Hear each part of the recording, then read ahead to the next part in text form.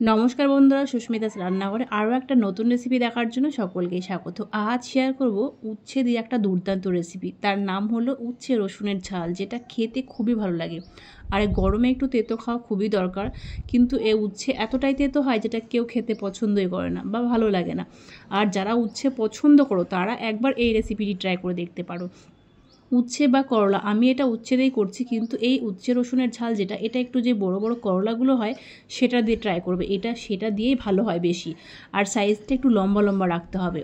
ঠিক আমি যেভাবে কাটলাম সরু সরু করেছি, সরু সরুই করতে হবে, কিন্তু আরও লম্বা লম্বা রাখতে হবে। এইভাবে আমি সবগুলো উচ্ছে কেটে এটাকে ধুয়ে নিচ্ছি। আর কড়াইয়ে দিচ্ছি পরিমাণ মতো সর্ষের তেল। তেলের পরিমাণটা একটু বেশি দিতে হবে। ফোড়নে দিতে হবে কালো জিরে আর হচ্ছে দুটো কাঁচা লঙ্কা। তো কাঁচা লঙ্কা আর কালো জিরেটা কিছুক্ষণ মতো নাড়াচাড়া করব লো টু মিডিয়াম ফ্লেমে। মানে কাঁচা লঙ্কা আর হচ্ছে কালো জিরের যে ফোড়নটা, মানে গন্ধটা এত সুন্দর একটা ফ্লেভার বেরোয়, খুবই ভালো লাগে। যতক্ষণ না সেই মানে যে কাঁচা লঙ্কার কালারটা চেঞ্জ হলো, ঠিক ততক্ষণ পর্যন্তই নাড়াচাড়া করেছি। এইবার এর মধ্যে সেই উচ্ছেটাকে আমি দিয়ে দিলাম কেটে রাখা।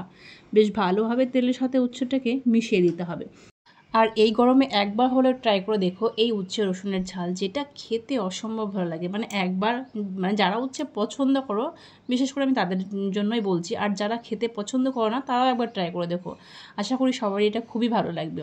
তো এখানে পরিমাণ মতো নুন হলুদ দিয়ে বেশ ভালোভাবে একটু মিশিয়ে নিলাম। আর এবার ঢাকা চাপা দিয়ে একদম লো টু মিডিয়ামে এটাকে মানে 2 মিনিট, খুব বেশিক্ষণ না, 2 থেকে 3 মিনিট মতো একটু ভাপিয়ে নেব।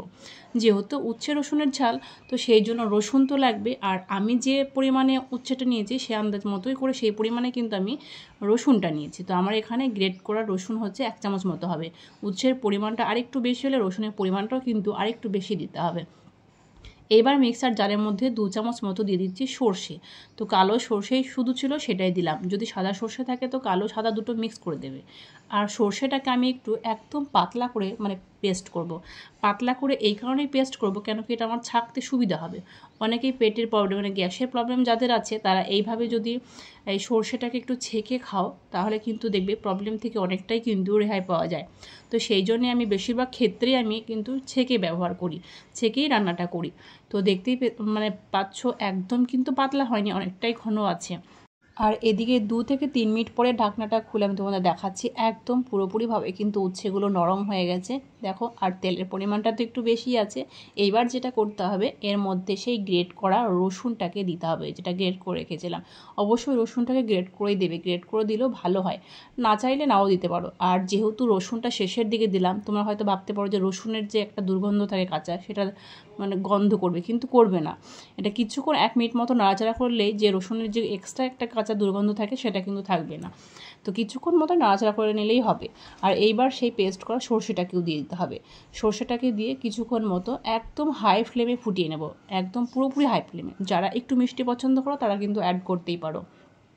হাই ফ্লেমে মোটামুটি রসটা যতক্ষণ না শুকোচ্ছে, রসটা মানে কি একদম পুরো গামাখা গামাখা করবো, এই পর্যায়ে যতক্ষণ না মানে আসছে ঠিক ততক্ষণ পর্যন্তই ফুটিয়ে নিতে হবে। ব্যাস, তাহলে রেডি দুর্দান্ত উচ্ছে রসুনের ঝাল।